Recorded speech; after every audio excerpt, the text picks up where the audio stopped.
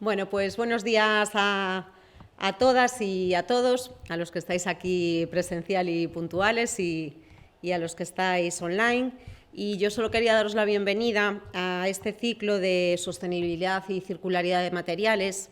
Este es el segundo workshop, hemos tenido ya uno primero, y en este ciclo el protagonismo lo tienen las ideas para aumentar el ciclo de vida de los productos y también para reducir el impacto ambiental a través de muchos procesos como recuperación, reutilización, reciclaje y ecodiseño. En este segundo workshop sí que nos vamos a centrar en dos temas muy concretos, que son cómo rescatar materias primas de materiales desechados y también cómo utilizar y optimizar el uso de materias primas escasas y del consumo de energía. Yo creo que todos los que estamos trabajando en el ámbito técnico y los que estamos en nuestras casas, yo creo que somos muy conscientes a día de hoy de la escasez de materias primas y del recurso escaso y caro que empieza a ser la energía. Así que, bueno, yo creo que es un tema que nos afecta a todos. Como es habitual, los workshops tienen dos partes. En una primera vamos a contar con Pablo Iglesias, de la Belle Europe, y con Benito García, de la Asociación de Recicladores de Construcción y Demolición. Y entre ellos vamos a debatir sobre cómo obtener materiales composites más sostenibles y cómo procesar residuos que provienen de la construcción. Después nos tomaremos un café y podremos charlar un poco sobre lo que hemos escuchado. Los que estáis en casa pues os lo tomaréis más solillos y después vamos a seguir con el taller práctico, contando nuevamente con nuestros partners habituales, con Materiali, con Unai Echevarría y con Iker Aguirre. Y vamos a ver propuestas de materiales que han sido seleccionados por ellos a nivel mundial, pero que entre ellos tenemos la suerte de tener 9 materiales gallegos. Entonces vamos a presentar materiales que después podéis ver en un informe que va a estar accesible en la web de la Materioteca, y son 35 ejemplos de tecnologías que transforman y aportan alguna mejora a la sostenibilidad de los productos. Bueno, yo recomiendo que visitéis la web de la Materioteca, que os deis de alta y recibáis nuestros boletines, que os descarguéis los informes, porque bueno, yo creo que hay un conocimiento ahí muy valioso. También podéis descargaros la publicación del certamen de materiales que celebramos el año pasado y que tenéis ahí pues casi 100 productos innovadores y materiales que se desarrollan en Galicia. Y bueno, por mi parte nada más, ya es la última actividad antes del verano, de las merecidas vacaciones, que espero que sean las primeras que podamos disfrutar con una vida ya normal. Y a la vuelta de las vacaciones tendremos 2 talleres más, uno sobre ecodiseño y otro sobre el fin de la vida de los materiales con criterios de sostenibilidad, así que esperamos que participéis. Y nada más por mi parte, felicitar a los responsables de la Materioteca, a Santiago, a Lucía y a Carlota por el trabajo que desarrollan y nada, daros las gracias por venir y que disfrutéis del taller. Gracias.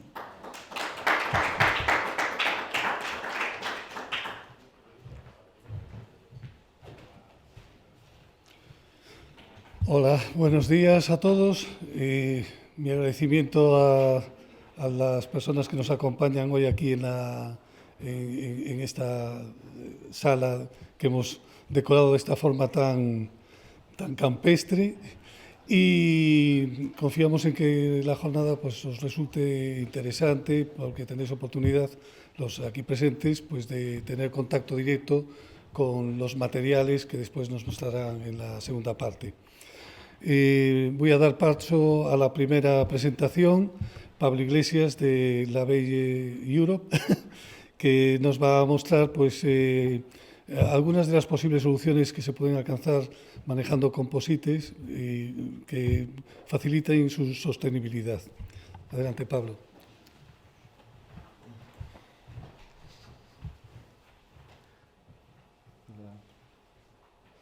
Bueno, gracias a todos por venir, encantado de conoceros, a muchos ya somos caras conocidas, pero bueno, a todos los que estáis online también. Entonces, no sé si podemos ponerla. Es una presentación muy visual, pero al final es lo que nos va a ayudar a todos a ir mucho más directo, que una imagen vale más que 1000 palabras.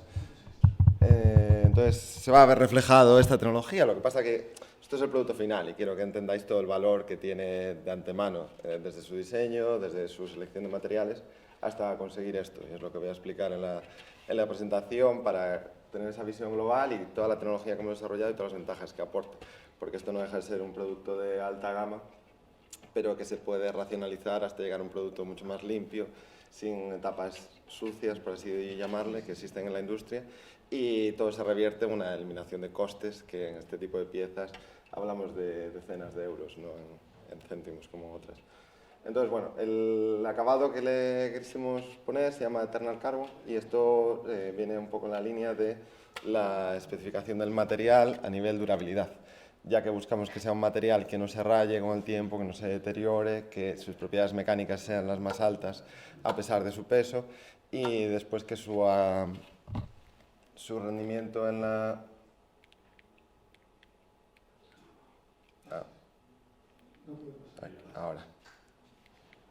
Ahora está. Entonces, seguro que muchos ya lo conocéis, sobre todo el mundo que está online también probablemente, pero la primera raíz es explicar qué es un composite. Un composite lleva también la naturaleza presente toda la vida y básicamente es la unión de dos elementos, que suele ser una fibra, que es la que aporta la propiedad estructural, y después la resina, que es lo que le mantiene con la forma que deseamos. Dentro de estos materiales, dentro de estas combinaciones, encontramos la matriz. En este caso podéis ver una matriz que ya está infusionada, por así decirlo, en la resina, en la fibra. Esto te permite trabajar con ella a la vez, en vez de ser un proceso mucho más complejo, que más adelante explicaré. El principal beneficio es que podemos conseguir formas muy complejas de una forma repetida, sin un gran aporte de maquinaria, que yo lo llamaría, que es la principal mentalidad que tenemos en este mundo, que todo se basa en usar una máquina súper grande, de gran coste, y al final el composite sí que es cierto que necesita unas características, pero si se racionaliza de vuelta, es volver a la esencia del producto, se puede conseguir piezas muy complejas sin tener que usar maquinaria de gran complejidad. Entonces, dentro de este aporte, las principales que están en la industria son la rigidez respecto al peso, ya que son piezas que se caracterizan por muy altas prestaciones para el peso que tienen, y después las propiedades anisotrópicas, ya que el catálogo de materiales es casi infinito. O sea, desde la resina hasta la matriz podemos encontrar variedad de productos que resisten al fuego, que son específicos para la rigidez, que son específicos para alta temperatura, que son específicos para el frío. Entonces, bueno, es una gran ventaja porque para una determinada forma podemos, por así decirlo, diseñar el material que necesitamos. Todo esto a la par viene de un largo ciclo en el que yo empezaría por el diseño, ya que es la raíz de todo. No vale de nada hacer una pieza de carbono que no se diseñe acorde, y es un gran fallo que está pasando hoy en día en la industria del automóvil, ya que todo el mundo está acostumbrado a forja, inyección, demás, y nadie piensa que el carbono es otra tecnología, es una tela que ponemos en una forma. Entonces hay que pensar acorde. Esto es una pieza que sale de molde y no necesita mecanizados. Aún así tiene tolerancia suficiente como para que sirvan elementos de alta precisión, como es la rueda de una bicicleta. Sí que volvemos a la maquinaria, como es este caso, y eso es porque para casi todas las piezas de carbono necesitamos un molde que puede ser permanente o que puede ser de un solo uso. En nuestro caso, ya que son piezas de ciclo largo, suelen ser moldes de aluminio, que en Galicia tenemos la gran ventaja de que es muy fácil de conseguir proveedores y de muy alta calidad. Cuando tenemos este molde pasamos a la elección de la fibra, que es el proceso mucho más complejo, cuando tenemos la fibra seleccionada podremos obtener las tres principales vías de desarrollo, que la primera es el prepreg, que es como esto, es la matriz que os enseñaba antes, es un tejido que viene impregnado con la resina, entonces tenemos la ventaja de que la relación fibra-resina es óptima ya desde fábrica, el manejo, aunque es delicado porque tiene que estar almacenado en frío, aunque hoy en día se empieza a trabajar con materiales disponibles a temperatura ambiente, pueden durar hasta un año en el congelador, pero no es un material eterno en estado de materia prima. Y después tenemos otras dos soluciones que son para gran escala o gran volumen, que son tanto la infusión como la RTM. La infusión es más el mundo naval, en el que se teje primero la fibra, por así decirlo, y después se infusiona o se aplica a mano con básicamente una brocha. O el RTM, que es un poco más avanzado, que es lo que hoy en día a nivel monocascos de coches de alta gama se está trabajando, en el que se pone en un molde y se inyecta dentro del molde la resina a alta presión. Es como más avanzado, más escala, pero también se busca un volumen elevado. También requiere una mayor inversión. Entonces, esto así sumarizamos, podría ser el final de la presentación, ya que es muy fácil, es poner una fibra en un molde. ¿Y qué más, no? Os preguntaréis. Pues ahora es donde viene realmente el know-how, las partes delicadas. Entonces, el principal escollo que os vais a encontrar es el control de proveedores. O sea, es lo más difícil casi en este mercado, ya que son industrias en las que en Galicia tenemos mucha experiencia, pero es un mundo muy sectorial y, por ejemplo, la fibra de carbono líder o sea, el material para salir salida, la materia prima, mucho viene de Asia, la fibra, después se tratan otras plantas, después te lo vende otra empresa y tú es el material que usas que está impregnado. Pero eso es solo una de las opciones. Después tenemos resinas que se hacen a medida, pues, de hecho hay empresas gallegas, y después está todos los accesorios que necesitas para la fabricación, ya sea molde, ya sea consumibles, ya sea el ciclo térmico. Entonces, esto es una gráfica, por ejemplo, que parece muy sencilla, pero conseguir estas gráficas de cada molde, porque cada proceso es único y repetible, pero es único, puede llevar hasta incluso un mes para realmente tener la perfección. No significa que no funcione, pero la perfección requiere muchas veces pequeños ajustes en la máquina o en el ciclo. Y que cada material también necesita unas propiedades intrínsecas. Después está el ciclo de presión, que todo esto se consigue gracias a que se aprieta la fibra. Lo sencillo sería pensar en una lámina que simplemente aplastamos entre un sándwich. Pero, por ejemplo, esto es una lámina que es hueca, es un tubo. Entonces necesitamos presurizar la lámina en todos los sentidos. Y esto se consigue mediante aire o aceite. Pero nosotros íbamos a trabajar con 13 bares, que es una presión bastante elevada, sobre todo porque no trabajamos en autoclave, que es la gran diferencia que nos permite ahorrar costes. Y para hacer la idea, son 13 kilos por centímetro cuadrado, lo que implica que a poner en una moneda de 1 céntimo 13 kilos de presión. Esa es la idea, lo que hace falta para conseguir este acabado. Después, el molde es una pieza crítica que nosotros también diseñamos en interno, porque al final, si no diseñas la pieza para la fabricación y el molde para la fabricación, no va a ser viable. Y un punto muy importante que descubrimos con el tiempo es el acabado superficial que necesitamos para que consiga las máximas cualidades de brillo y de fluidez de la resina en el proceso. Después, los materiales de soporte es básicamente todo el tipo de materiales que usas para la presurización del sistema. Lo que pasa es que debido a las condiciones de calor y temperatura, o sea, de temperatura y presión, suelen ser bastante específicos y casi todos tienen distribuidor en España, pero se fabrican fuera. Pero bueno, cada día empieza a haber más rotación. Y todo esto aporta resultados como el de esta pieza, en el que podéis ver grandes dimensiones, pero con una fibra perfectamente alineada, es un coche de muy alta gama, o cosas innovadoras como hoy en día, que son las ruedas en el mundo del automóvil, que hay empresas que ya llevan más años, pero no sé si veis alguna diferencia, ambas son muy brillantes, algo parecido a esto. Pero la gran diferencia raíz es que todo este tipo de piezas llevan un retrabajo y postprocesado después de fabricarse. Y es algo que a nosotros nos parecía un poco, no ridículo, pero es algo que tenemos que eliminar para ser competitivos, si no es imposible. Entonces, esto es por el que nació Eternal, como diré más adelante, y se basa en eliminar este tipo de problemas. Podemos ver que la fibra está perfecta, pero no sabemos cómo salió de molde, ya que se pudo reparar, y sobre todo porque lleva un gran trabajo, sobre todo una persona muy experta, es muy difícil llegar a automatizar, de barnizado, pulido, que al final con el tiempo se puede dañar. Además, esto también se hace para proteger a la fibra a los rayos ultravioletas, ya que no todo el carbono es resistente. Este sí, por ejemplo, pero por eso el control de proveedores es muy importante. La elección de la fibra casi es tan importante como la pieza muchas veces. Entonces, el primer punto era reducir los consumibles, es decir, todo el material que se va a desechar solo para la fabricación de esa pieza. Nosotros llegamos a la raíz y son 50 céntimos de material, que además es reciclable hoy en día.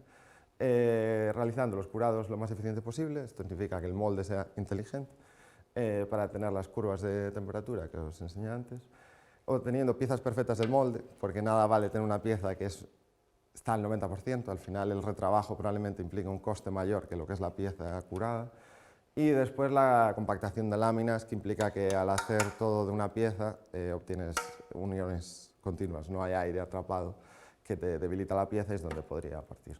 Porque mucha gente también se dedica, opciones de hacerlo es hacer dos mitades y pegarlas, o ese tipo de soluciones que a nivel estético sí que es igual, pero a nivel rendimiento no.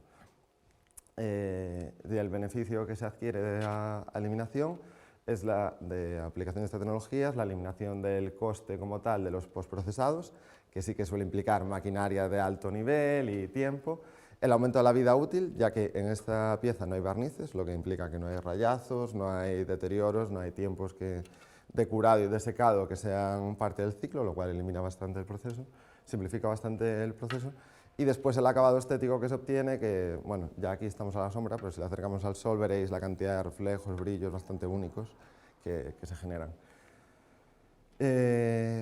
Todo esto diréis, vale, está muy bien, pero es alta tecnología, parece resina, mundo sucio, tal. Es cierto, no es un mundo químico, no deja de ser algo artificial, no es natural, pero sí que cada vez estamos volviendo a la naturaleza y hay ciertos puntos que sí que se pueden atacar a día de hoy, y es todos los puntos que están a continuación, que incorporamos para que sea un poco más limpio. Esto empieza desde el diseño del producto, que se incorpora el proceso de fabricación. Es casi tan importante antes de saber qué quieres, saber cómo lo vas a fabricar, y aquí más. O sea, tú antes de diseñar tienes que hablar con quién lo va a hacer, en plan, esto se puede hacer, esto no, es obligado. Después, eliminar las operaciones, como dije antes, de barniz, de lijado, que es un gran tiempo y es muy delicado, pero son productos que sí que ahí ya empieza a ser polvillo de carbono, resinas que van a estar en el aire por el lijado, pueden afectar al trabajador, y aquí no existen, es un ambiente totalmente limpio. Después, eliminando los consumibles, como dije antes, porque tanto esas mantas que aparecen ahí suelen ser fibras de nylon. No es que sean malos, si se podría usar, lo malo es que cuando se usan con resina, se impregnan en resina y es toda una unión. Se genera una bola, una pelota que en la industria aeronáutica lo cogen y va a una basura y ahí se queda. Hay procesos hoy en día reciclados y demás, pero sigue siendo algo que realmente nos parece un poco... ¿Por qué no le damos una vuelta? Es el tema. Y después, la materia prima es un bien muy escaso, es un bien que muy pocas empresas lo usan, pero tampoco hay una producción masiva. El mundo que más consume es la aeronáutica, y después somos pequeños clientes, bueno, el automóvil también. Pero sí que es cierto que es un material caro también. Cuanto más eficiente sea su uso, más racional va a ser el producto final, y no yéndose a costes disparados, porque cada retal que dejas que no uses, lo tienes que aplicar a la pieza y al final es un coste. Por eso nosotros, esos restos, ahora los estamos incorporando a otros procesos, a otros proyectos, perdón, en lo que no siempre la estética o demás es tan importante, pero sí que la estructura, apoyándose en fibra de carbono, da ventajas. Entonces, al final, es como que tratamos de minimizar las pérdidas. Y de ahí nace todo este complejo de ideas, nace Eternal Carbon, que es esta frase, básicamente, que es todo lo que había. Dijimos, no puede ser que nos cueste tanto conseguir algo que no es que sea sencillo, pero tiene que haber una forma al menos más limpia, más bonita y con un mejor acabado. Y el resultado a día de hoy son piezas totalmente aplicadas, como podréis ver en los siguientes proyectos. Esto es la bici, que es de donde nació la necesidad principalmente. Como podéis ver, no hay barnices, el acabado de las fibras es óptimo, por lo tanto todas las cargas puedes estudiar su dirección para que vayan en dirección de la fibra. Todo el acabado es directo del molde, lo cual reduce mucho los costes y sobre todo el tiempo de proceso. No hay que ir a una cabina de pintura, pero bueno, cabe decir, esto es carbono directo, no a todo el mundo le gusta, hay gente que le gusta de colores, bueno, eso ya es tema aparte.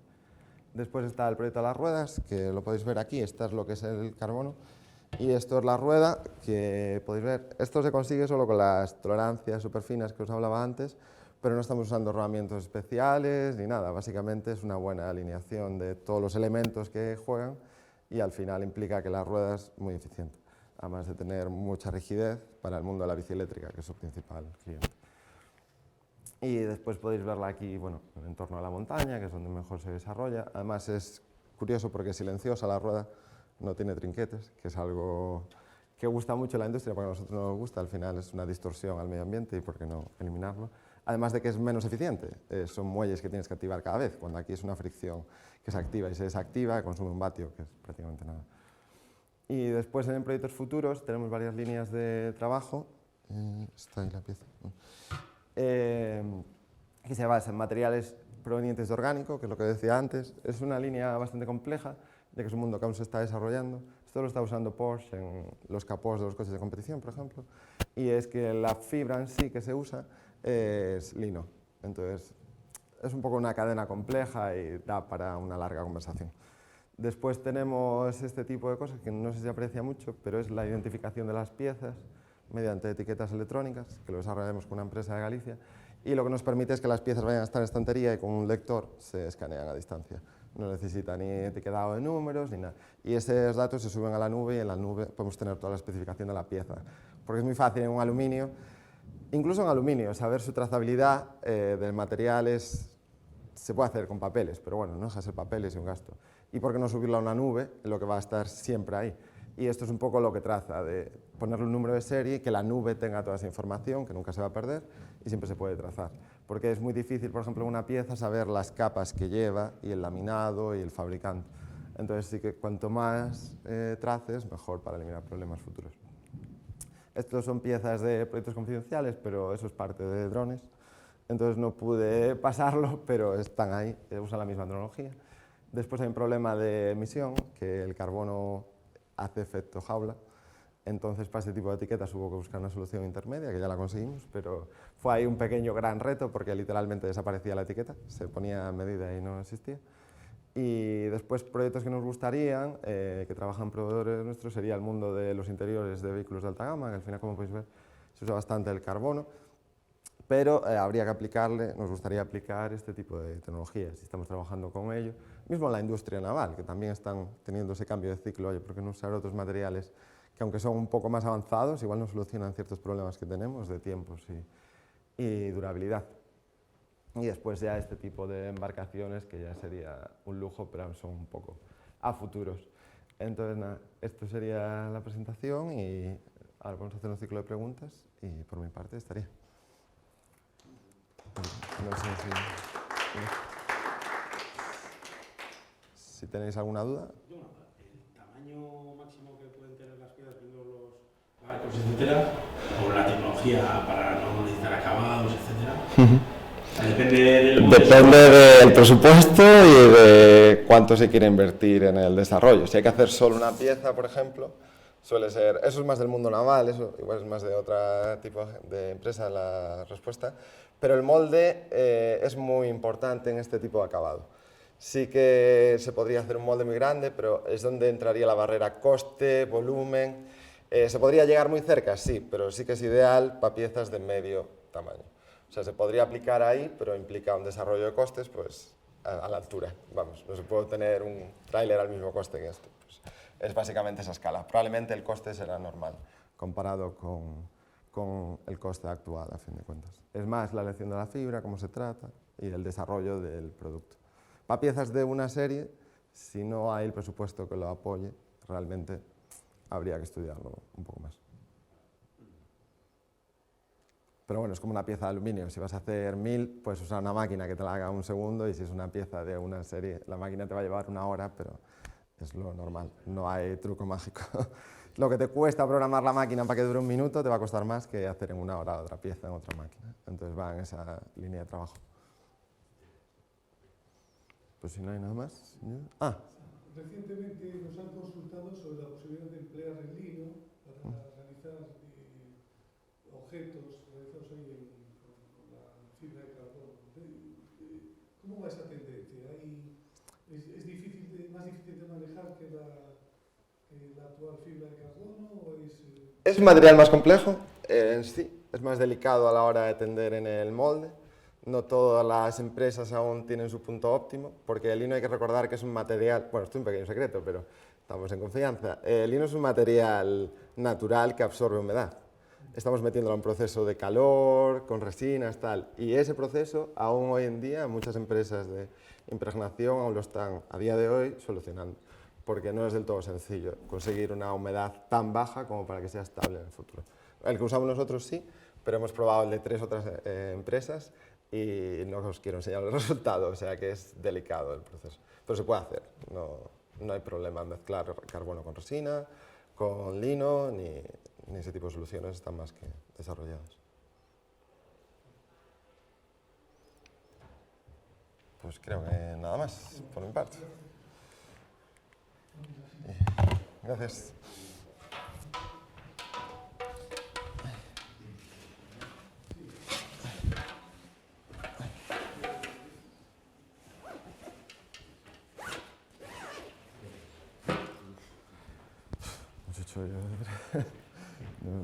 No había como la base, no había un libro.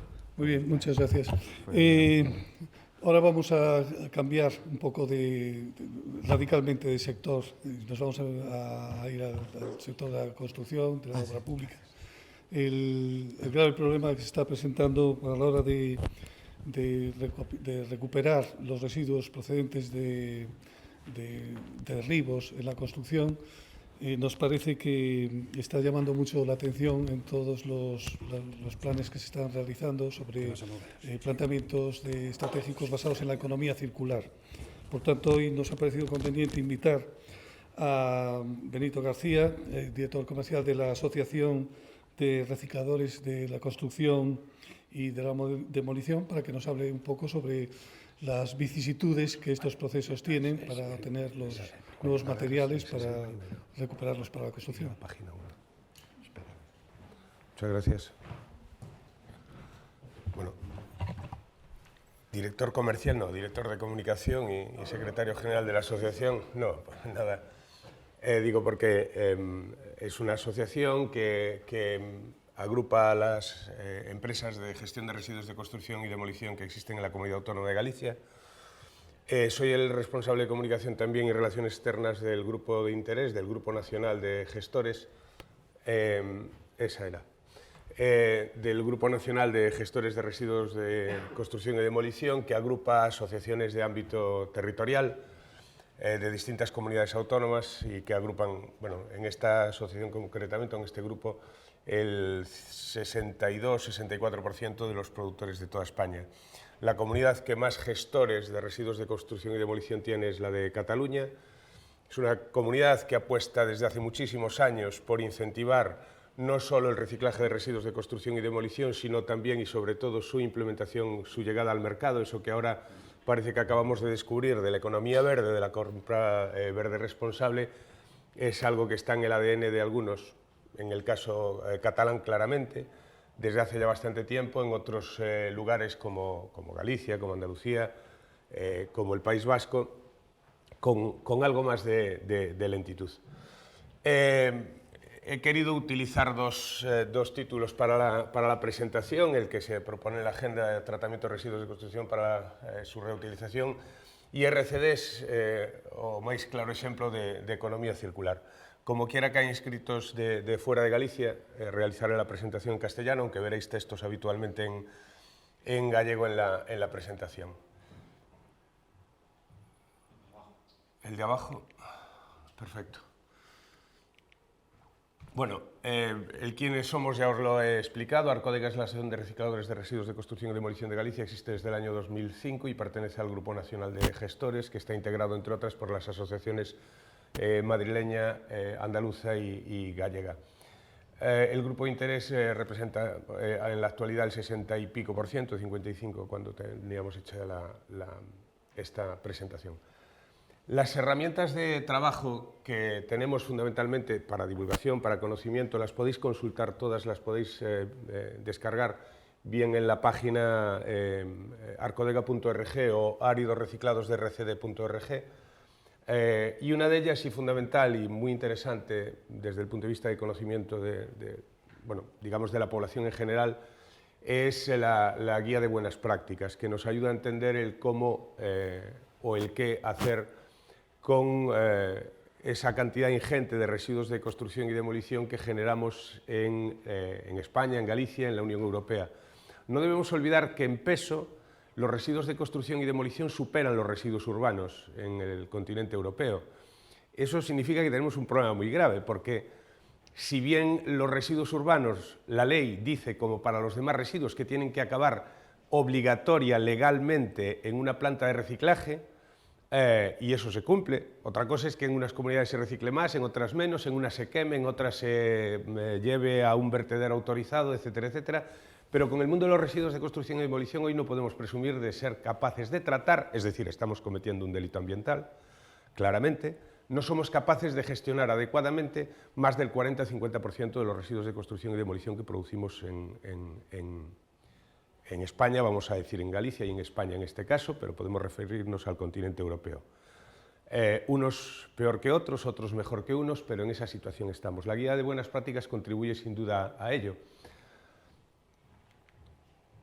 Tenemos unos reglamentos en cada comunidad autónoma, en el caso nuestro el Reglamento Arcodega de certificación de producto, que nos permite poner en el mercado esos residuos una vez reciclados, es decir, ya no son residuos, son materias primas para nosotros, incluso antes de que hayan entrado en esa cadena.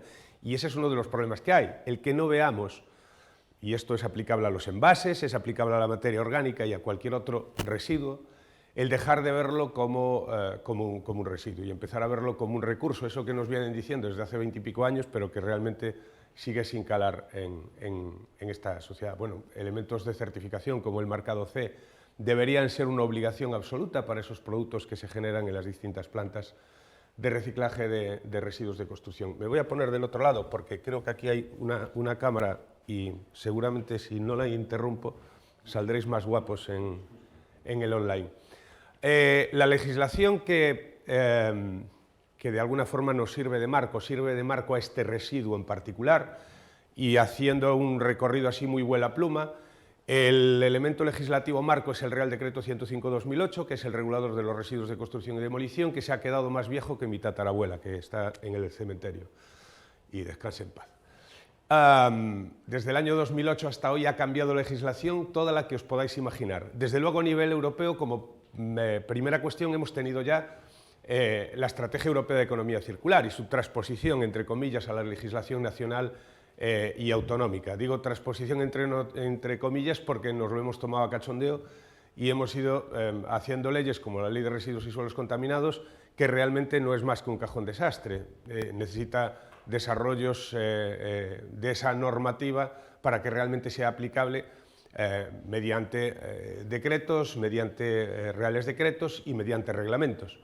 La Ley 722, que era la que de alguna forma nos venía a dar un marco más o menos estable, el Plan Estatal Marco de Gestión de Residuos, el PEMAR, que fue el primero que estableció una obligatoriedad, primero del 5, del 10% de uso de áridos reciclados de residuos de construcción y demolición, es decir, de materias primas, en la construcción, en la realización de obras, tanto públicas como privadas, y resoluciones como la de marzo de 2014 de Consejerías de Fomento, donde se establecían objetivos similares o análogos.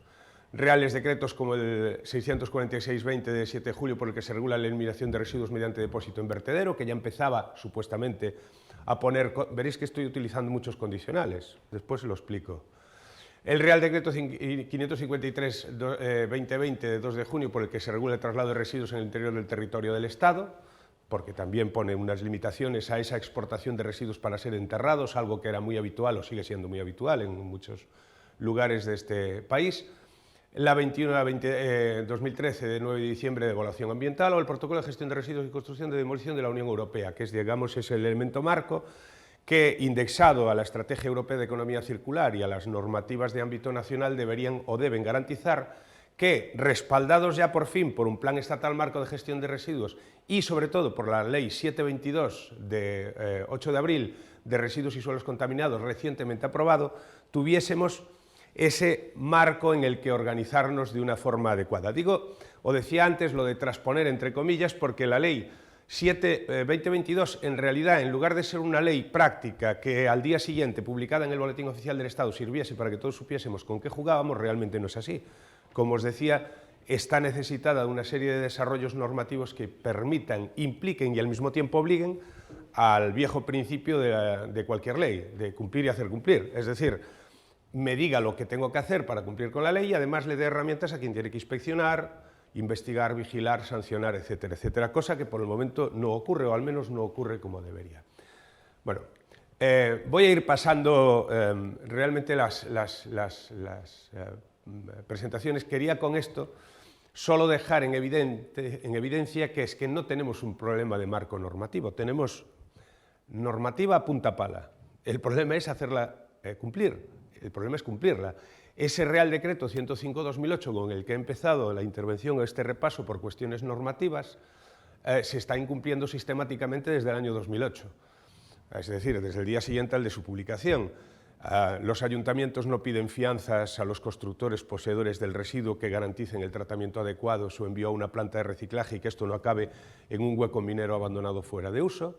Los ayuntamientos nos implican en la reintroducción de esos materiales reciclados, tratados debidamente y convertidos en una materia prima para la construcción, sobre todo para caminos, carreteras, reasfaltados, recuperación de viales, etcétera, etcétera. Es decir, que tenemos el marco normativo, como en muchos otros órdenes de la vida o del mundo del reciclaje, pero realmente no se está haciendo cumplir esa normativa y la nueva que va surgiendo, bueno, pues va adoleciendo precisamente también de algunos errores similares. Estos textos, la presentación la tendréis luego a vuestra disposición y podréis leer las partes en las que la Ley de Residuos y Suelos Contaminados de 2022 afecta concretamente a esta cuestión de los residuos de construcción y demolición.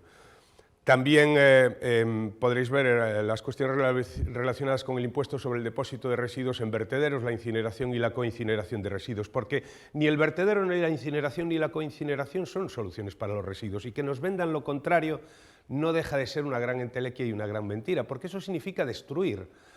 Si yo incinero, sí, la incineración como concepto, valorización energética, eufemismo para definir algo muy bonito, genial, tenemos un combustible, pero ese combustible, cuando es un material recuperado del reciclaje, lo estamos eliminando, estamos obteniendo energía una vez, pero la circularidad no existe ni en la incineración ni en la coincineración, y desde luego en el vertedero tampoco, salvo, eso sí, que aceptemos la minería del futuro como una opción. Es decir, yo me veo dentro de 40, 50 años a mis hijos y a los hijos de todos vosotros desarrollando tecnología de minería urbana, de minería de vertedero, para recuperar la mierda que hemos tirado durante 100 años a los vertederos y de ahí recuperar materias primas, donde hay ingentes cantidades de materias para ser reintroducidas.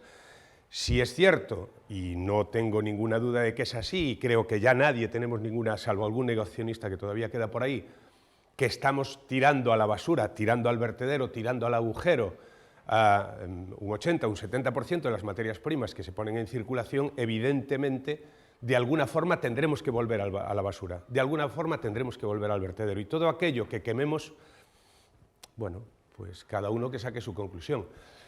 El Protocolo de Gestión de Residuos de Construcción y Demolición de la Unión Europea, que antes os contaba, es uno de los pilares del Action Plan de la Unión Europea en materia de economía circular. Y es necesario que la gestión de los residuos de construcción y demolición empiece a adquirir carta de valor propio como la que tiene cualquier otro tipo de residuos. ¿Por qué? Pues básicamente porque el residuo de construcción y demolición presenta unos estándares de recuperabilidad y de reintroducción en el mercado que pueda tener el contenedor del vidrio. Todo el vidrio vuelva a ser vidrio, todo el papel vuelva a ser papel.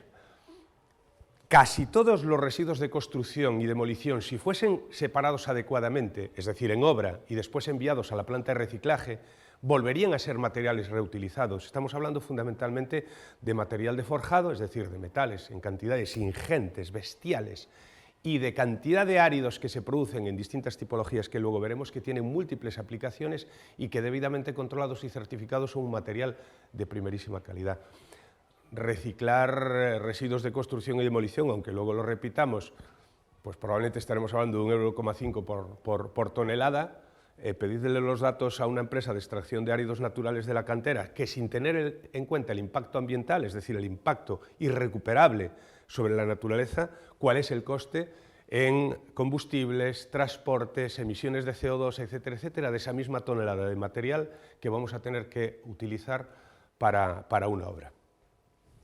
Por lo tanto, además de recuperar, además de que hagamos cumplir la normativa en materia de tratar toda la basura, en este caso, entre comillas, todos los residuos de construcción y demolición que generamos, también tendremos que facilitar, eso lo viene haciendo Cataluña y de una forma bastante razonable, también tendremos que facilitar que se reintroduzcan en el mercado esos materiales que hemos recuperado. ¿De qué nos sirve recuperar cientos de toneladas en la comarca de Ferrol gracias a plantas como la existente aquí en Catabois, creo que se llama, Recinor, que nos recupere toneladas de escombros convertidos en un nuevo material si después no se le da ninguna salida desde el punto de vista de las administraciones públicas y de las privadas, evidentemente, de las organizaciones privadas, para uso como material? Y eso tiene que acabar como un relleno de cantera. Hombre, sí, mejor eso, un relleno de cantera con un material que ha pasado por planta y que está limpio y que no ha desperdiciado otras materias primas que han ido a reciclaje final, que no tirado a bruto en muchos vertederos o rellenando antiguos huecos mineros de forma legal, ilegal o directamente delictiva. Por lo tanto, la contratación pública circular es un enfoque de la contratación pública ecológica y es uno de los elementos o uno de los pilares fundamentales para que toda esta cuestión y para que todo este sistema funcione realmente, es decir, la economía circular.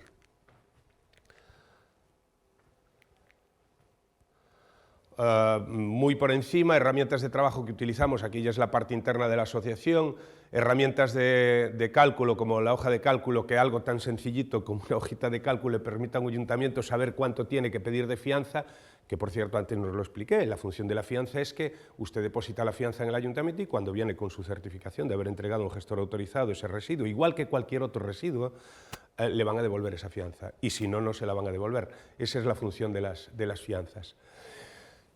Sobre la situación de este sector y para alcanzar un poco o para tener la dimensión de la importancia que desde el punto de vista de los materiales y tanto innovadores como materiales convencionales pueda tener, el sector de la construcción en la Unión Europea genera el 36% de las emisiones de CO2. Es el mayor generador de residuos y el mayor sector industrial de consumo de energía, muy por encima de la industria transformadora a la que podemos asociar habitualmente los grandes consumos de energía, como pueda ser, bueno, pues desde la construcción naval o cualquier otro sector industrial que tengamos en nuestras proximidades. Respecto a la composición de los residuos de construcción y demolición, como vemos, estamos hablando en un porcentaje amplísimo de materiales que tienen una aplicación directa en el mundo de la construcción, de materiales que no habría que haber retirado, extraído de la naturaleza con altísimos costes energéticos y de impactos ambientales para ser reintroducidos debidamente certificados, evidentemente, sobre todo el marco ese del marcado C, que es el que nos sirve. Pero es que eso no solo ocurre con la demolición, antes decía en la introducción la cantidad de residuos de construcción que se generan en las demoliciones, pero es que en obra nueva y en rehabilitación se producen unas cantidades brutales también de material perfectamente reutilizable. Os voy a poner un ejemplo. La construcción del AVE ha sido un elemento generador de cemento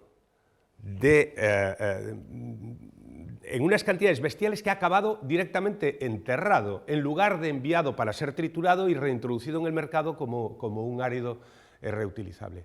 Se hace una obra, se hacen lavados de cubas, se tira directamente en las zonas donde se está haciendo la obra aquellos excedentes que evidentemente por la gran distancia que hay entre el puente que se está construyendo y la planta donde se podía reaprovechar o mantener hasta el día siguiente, etcétera, etcétera, son ingentes y hay decenas de denuncias de grandes pozos excavados en la tierra donde se ha vertido directamente cemento después de que no tuviese utilización en la obra inmediata que se estaba realizando. Es solo un ejemplo para hablar de la obra nueva. La jerarquía europea en la gestión de residuos, de cualquier residuo, pero especialmente en el caso del residuo de la construcción y demolición, implica que tiene que terminar de una vez por todas, priorizar elementos como la eliminación, pero es que incluso elementos como el reciclado. ¿Y qué quiero decir con terminar con el reciclado? El ejemplo más claro lo tenemos en el mundo de los envases. Todos aquí tenemos algunos años, algunas menos que otros. Recordaréis que hace 25 o 30 años nos empezaron a bombardear con aquello de RRR, las 3 Rs, reduce, reutiliza y recicla. Claro, como lo de reducir no se nos daba bien, porque estamos en un momento de economía emergente, teníamos poderío económico para gastar, para comprar, bueno, claro, vamos a comprar una Coca-Cola y tener que después devolverle la botellita de cristal al tendero, llevémonos la de plástico, que siempre es mucho más cómodo y después directamente falló. La reutilización, desde luego, se la pegó estrepitosamente. Entonces nos empezaron a convencer y a vender la idea de que, bueno, no pasa nada, si tú no reduces, si tú no reutilizas, al menos recicla. Si eso me lo llevas al contenedor amarillo no hay ningún problema, yo, Sistema Integrado de Gestión, voy a facilitar el reciclaje de esos materiales. Y ahí es donde falló, donde el sistema se la pegó contra la pared de una forma estrepitosa. porque ahí es donde se empezaron a generar los mares de plástico, los vertidos de plásticos a los ríos, porque no hay capacidad para generar un reciclaje, para tratar tanto material como estamos.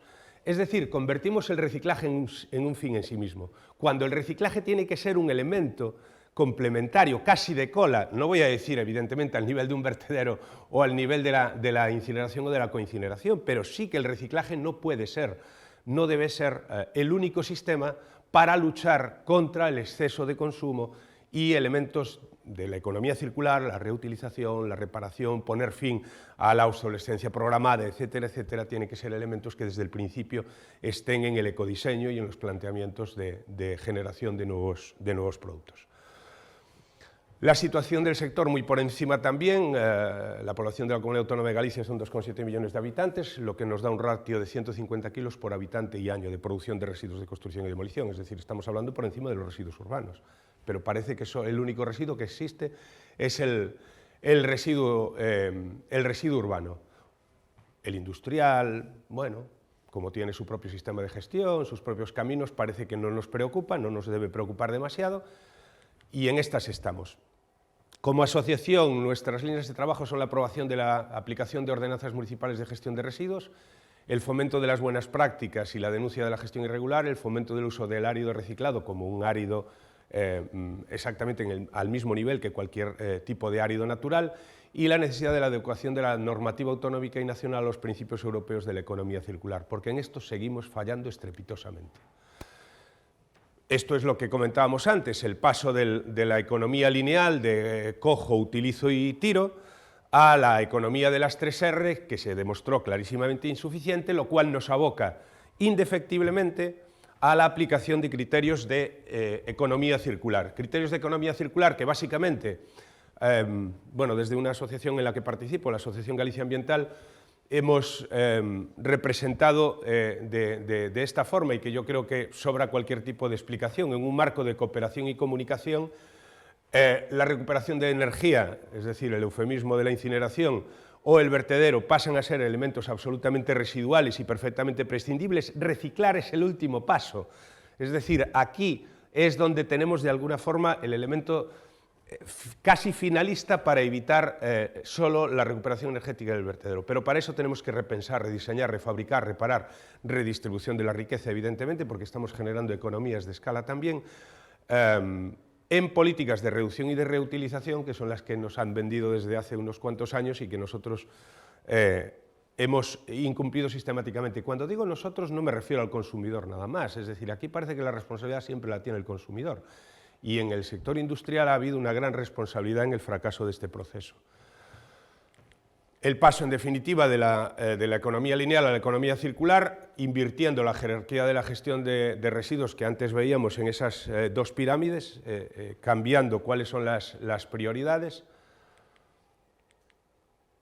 Los residuos de construcción y demolición suponen alrededor del 30% de los residuos y del volumen que se produce en la Unión Europea, y el árido reciclado es el que más contribuye a la economía circular como conjunto de residuos. Evidentemente, si dentro de los urbanos consideramos el plástico, el papel como residuos independientes, tienen niveles de reciclabilidad y recuperación superiores en este caso al de los RCDs, pero si no fuera de ello y visto en su conjunto los distintos grupos de residuos, estamos hablando del que deberíamos estar prestándole mucha más atención.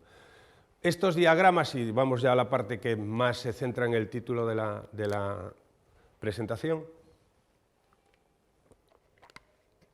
los dos gráficos que les pongo ahora representan los esquemas de trabajo, esquema general del ciclo de vida de un residuo de construcción y demolición.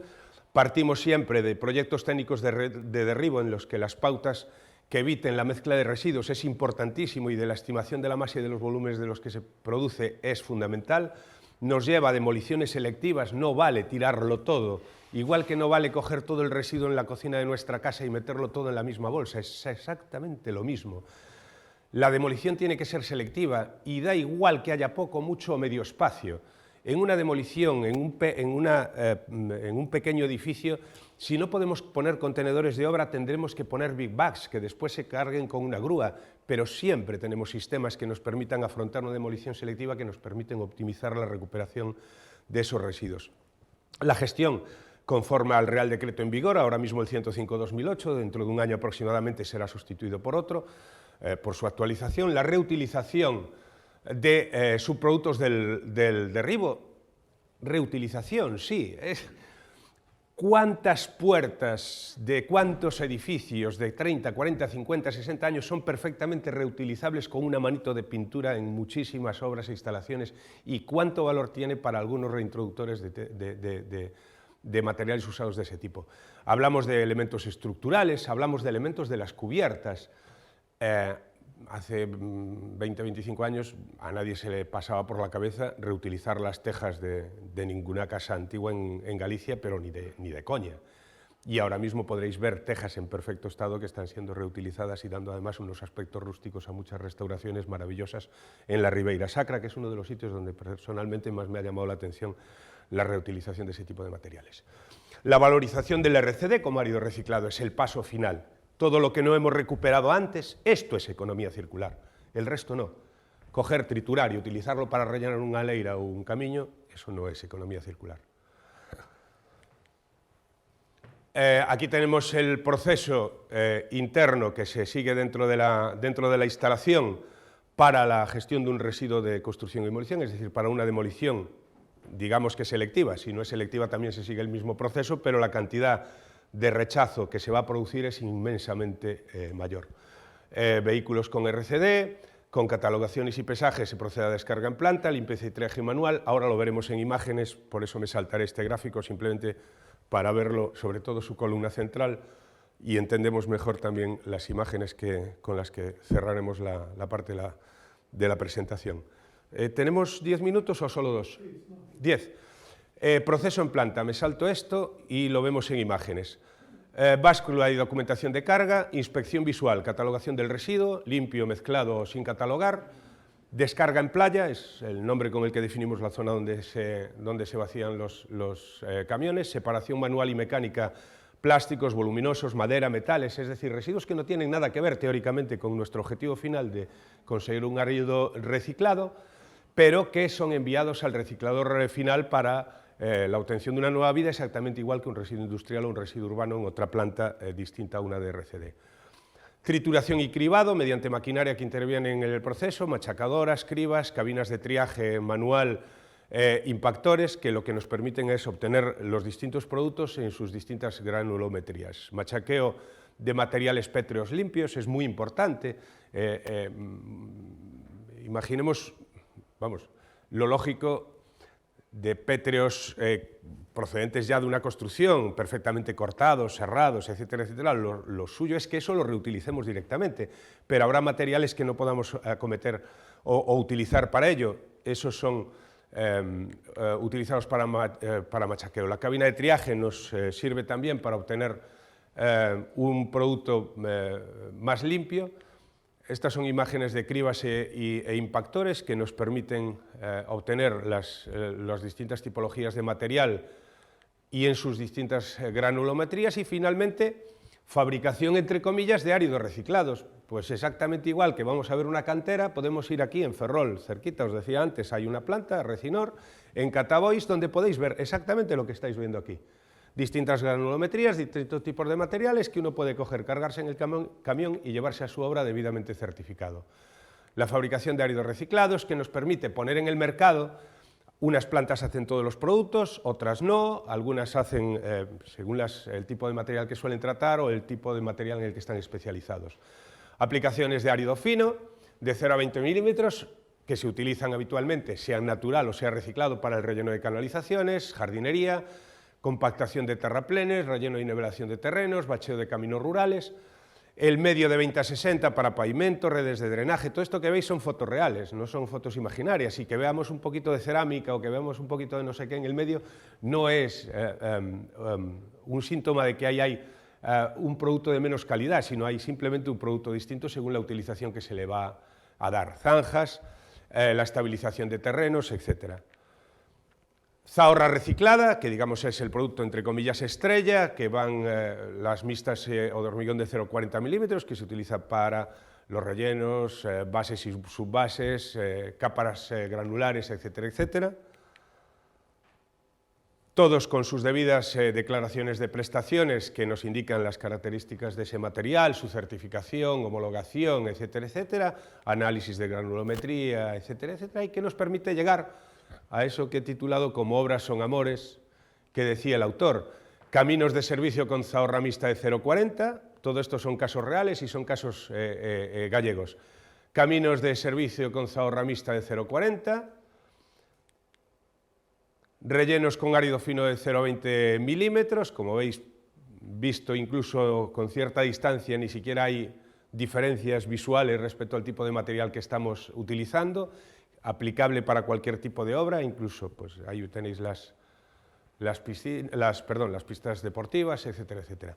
Y básicamente, y al hilo un poco del objetivo de estas jornadas, es que tengamos en cuenta que estamos poniendo en el mercado, los gestores de residuos de construcción y demolición están poniendo en el mercado un producto perfectamente útil, perfectamente aplicable, perfectamente equilibrado, perfectamente asimilable a un árido natural. Pero más allá de eso, o también, o además de eso, que hay un proceso de reducción de la extracción de materias primas de la naturaleza, que además de ser muchísimo más costoso, ya no voy a decir en este año 2022, en donde los carburantes están al precio que están, la electricidad está al precio que está, etcétera, etcétera, sino que además el ahorro del impacto ambiental que eso está generando es brutal y que es algo que, como a los agricultores y a los ganaderos en el medio rural, deberíamos empezar a pensar que ellos tienen una contribución medioambiental y deberíamos empezar a valorarla también. Y es todo. Muchas gracias y preguntas las que ustedes quieran.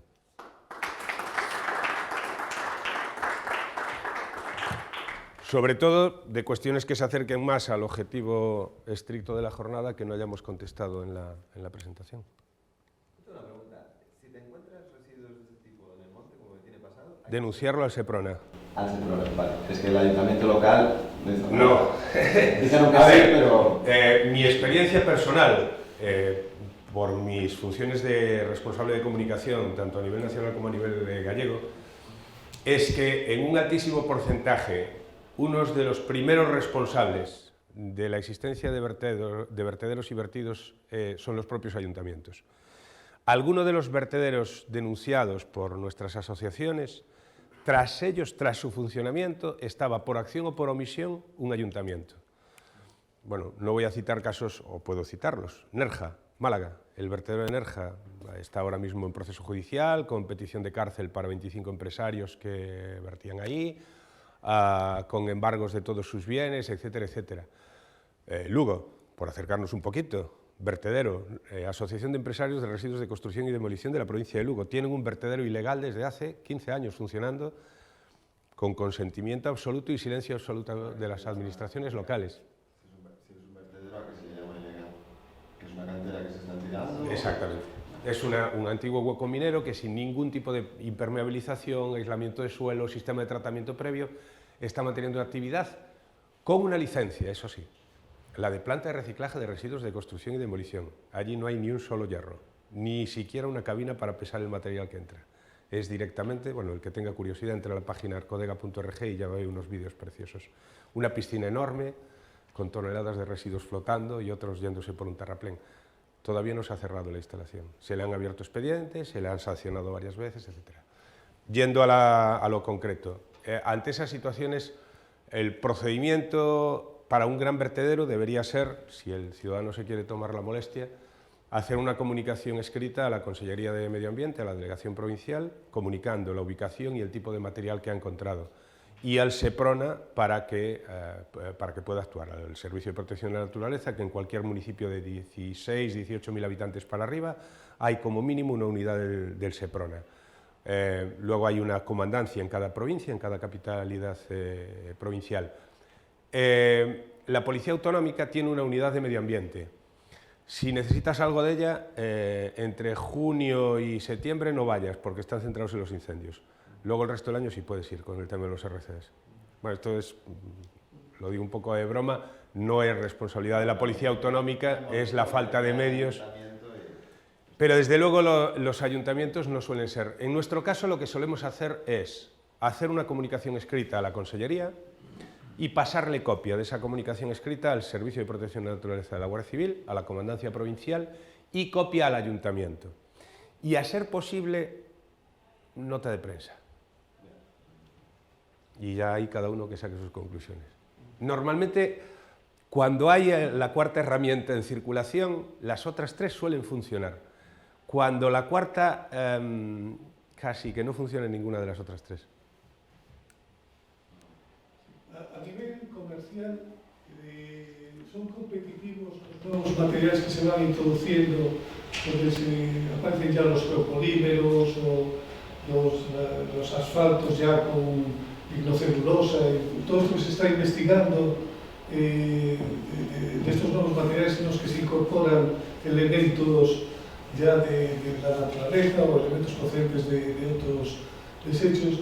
¿Tienen capacidad para competir con el material tradicional que se está adquiriendo para...? Voy a ser un poco sarcástico. A mí me gusta mucho cuando se investiga sobre cuestiones para nuestro futuro, pero me gusta que eso vaya simultáneo a no desperdiciar el presente que tenemos. Es decir, sí, son competitivos, la primera respuesta, es decir, reúnen elementos como la certificación C, nos permiten homologar los productos a nivel de un árido reciclado, a nivel de áridos tal. No olvidemos que aquí lo que estamos hablando es de partes, es decir, de elementos que son utilizados para obtener un producto final, un asfalto, un aglomerado de distintas características, de distintas resistencias, en lugar de la materia prima que se utiliza en esa mezcla. Eso es importante también que lo tengamos en cuenta, igual que si fuera árido natural procedente de una cantera extractiva o de un elemento extractivo. Después el resto de los productos, como estamos hablando de aluminios o de elementos que lo pueden sustituir, son otro camino. Es decir, una planta RCD lo que hace es coger todos esos materiales y mandarlo al reciclador final. Igual que una planta como Sogama, Nostian, Lousame, lo que hacen es separar las plantas de reciclaje no son plantas de reciclaje, son plantas de separación y envío a un gestor final, que es quien realmente convierte eso que tú has separado, bien en planta, bien en tu hogar, en un producto final. Respondo en dos partes, pero la parte del sarcasmo primero es la que me importa, que es no sigamos llenando agujeros para ver si hacemos minería dentro de 40 años. Es decir, tenemos unas materias primas básicas, elementales, a las que tenemos la obligación moral, medioambiental, etcétera, etcétera, de darles una salida, pero no por darles una salida, sino porque son elementos que perfectamente pueden sustituir a los que ahora mismo le estamos quitando a la naturaleza, generando unos consumos energéticos bestiales y unos impactos ambientales, ya no vamos a decir visuales, es decir, uno va por la carretera y lo va viendo perfectamente, espectaculares. Pero sí son perfectamente compatibles.